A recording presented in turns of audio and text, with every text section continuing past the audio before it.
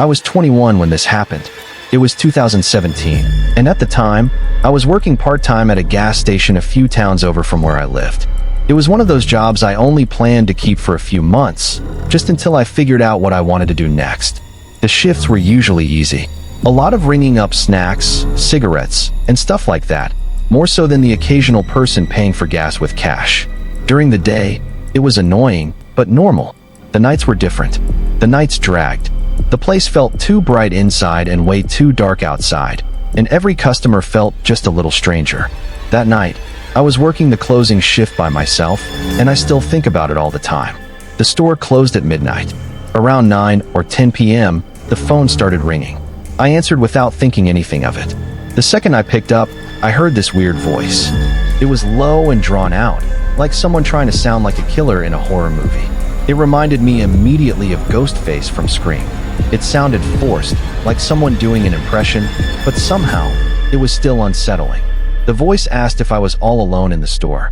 I stayed quiet for a second, then said something sarcastic like, "Yeah, you got me." And then I hung up. I figured it was one of my friends messing with me.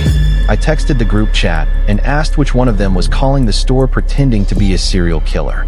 They all found it funny and acted confused. One asked what I was talking about. Another said he was at home. I assumed they were lying to keep the prank going. About 10 minutes later, the phone rang again. Same voice. This time, it asked why I hung up. I said again, sarcastically, "All right, you got me." The voice let out a soft laugh, but it didn't sound playful. It sounded real.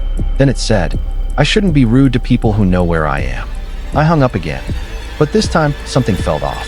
It was probably still a joke, but the calmness in that voice stuck with me. I tried to shake it off. Customers were still coming in.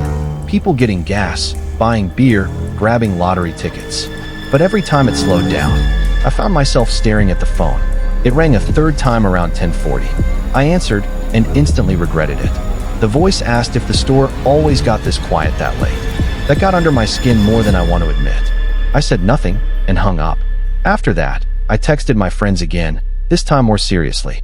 I told them it wasn't funny anymore and asked who was doing it. They all denied it again. I started messaging them one by one. Same answers. One was with his girlfriend. One sent me a picture from his basement. One was at a friend's house almost half an hour away. At that point, I started getting annoyed instead of scared. I thought maybe they had someone else doing it. But the truth was, even though the caller never said my name, he was saying things that matched what was happening in the store, like how quiet it was. Around 11:00, the calls started coming closer together. I stopped answering after the fifth one. The phone would ring, and I'd just stare at it until it stopped, and then a minute later, it would ring again. That went on for about 15 minutes. I started checking the cameras more. There were a few outside the building and a few inside. The store sat alone off a road that got pretty dead at night. There was a small patch of woods behind one side, and an alley-like area near the dumpster. The outside cameras weren't great. They had blind spots, and the image at night was grainy. Still, I kept flipping through them, half expecting to catch one of my friends hiding outside. But I didn't see anyone. Then I started hearing small sounds outside. At first, I told myself it was nothing. A tap somewhere. Then a light scrape along the sidewall. Then something near the back, like footsteps on loose gravel. Eventually, I couldn't ignore it anymore.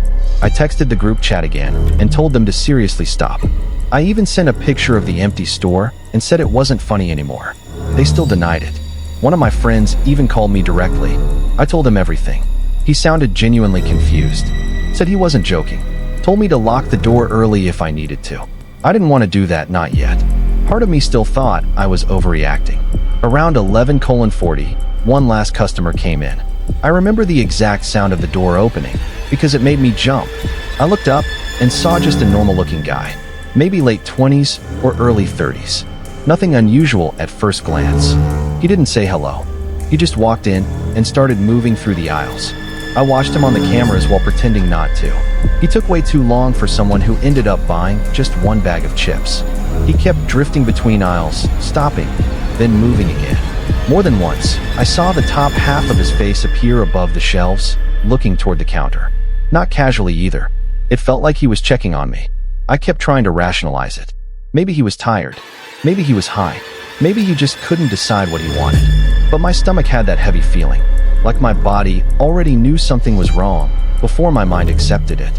He stayed in the store for at least 8 or 9 minutes.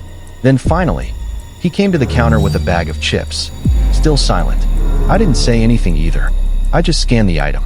For 1 second, everything felt normal.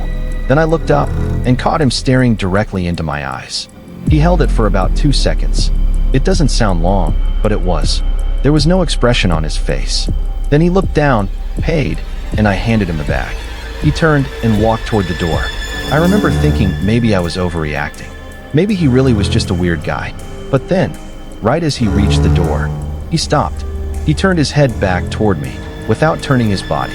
His chin lowered slightly, so his eyes had to look up at me. And then, he smiled. I still don't know how to explain that smile without sounding dramatic. It looked like he knew exactly how creepy he looked, and he was doing it on purpose. Every hair on my body stood up. Then he stepped outside. But instead of walking toward a car or the pumps, he walked around the side of the building. And as he did, he kept his eyes on me through the glass, still smiling. I stood there watching him until he disappeared from view. Then I rushed to the camera monitor. I saw him go around the building, toward the woods, and then into a blind spot. And he never came back out. I waited. 10 seconds, 20 seconds, a full minute. Nothing. That was enough. I locked the door early. I texted my family and friends and told them there was a creepy guy outside, and I wasn't joking anymore. I even said if I stopped replying, something probably happened to me. I rushed through closing as fast as I could. Barely cleaned anything. I kept checking the cameras, expecting him to reappear. Nothing. Midnight came. I couldn't stay there any longer. I grabbed my stuff, turned everything off, and went to the front door, unlocking it, stepping outside, and locking it again. That moment felt unbelievably tense. Then I ran to my car. I was almost there, and just as I reached it, I heard footsteps.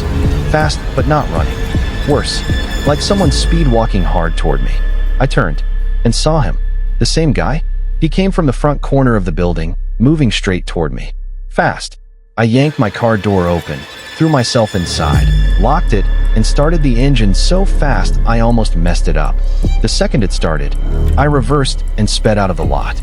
I looked once in the mirror, and saw him just standing there, watching me leave. The whole drive home, I kept texting and sending voice messages saying I was right, that I knew something was wrong. This wasn't a prank anymore. The next day, I told my boss everything.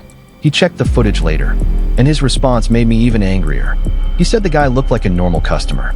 Said maybe I just got spooked and connected things that weren't connected. That pissed me off more than anything, because I was the one there. I was the one getting the calls. I was the one who saw him disappear and then come back out of nowhere. I didn't care what the footage showed. I knew what happened. I quit right after that. Didn't argue.